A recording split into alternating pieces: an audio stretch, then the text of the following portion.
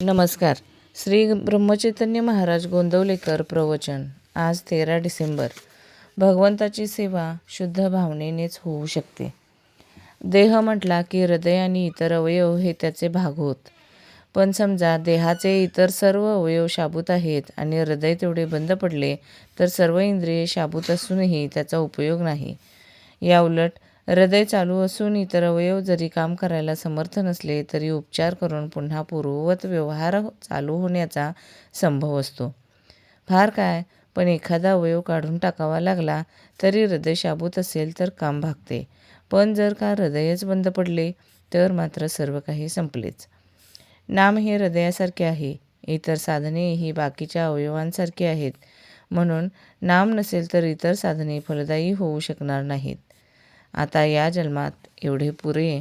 हा न्याय फक्त भगवंताच्या स्मरणाला तुम्ही लागू करता, पण पैसे मिळवण्याला किंवा विषय भोगण्याला मात्र तो लागू करीत नाही. याचे कारण भगवंताचे स्मरण केले नाही तरी चालते असे वाटते.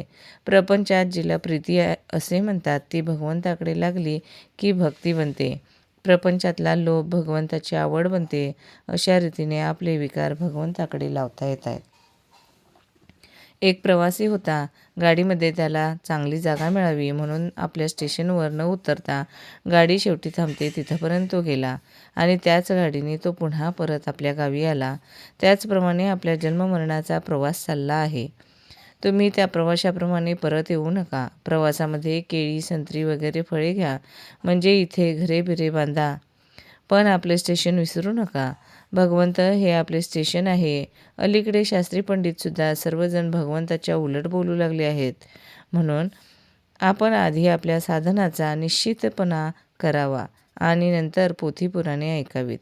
पुष्कळ लोक पोथी ऐकायला जातात ते लोकांनी बरे म्हणावे यासाठी, किंवा करमत नाही म्हणून, किंवा इतर काही उद्योग नाही म्हणून जातात. असे करणे योग्य नाही. पोथ्या पुराणांच्यामध्ये दोष नाही, पण सांगणारा आपले काहीतरी त्याच्यामध्ये घालून सांगतो आणि ते बाधक ठरते. कर्तव्याची जाणीव आणि भगवंताचे अखंड अनुसंधान हेच तर सर्व पोथ्यांचे सार आहे. आपण जसे करतो तसे बोलण्यासाठी आपण आपले बोलणे कमी केले पाहिजे. बोलणे कमी करायला मन गुंतवून ठेवणे फार जरूर आहे. भगवंताची सेवा शुद्ध भावनेनेच होऊ शकते. या भावनेचे मूळ प्रत्येकाच्या हृदयात असते. हीच शुद्ध भावना आपल्याला तारते.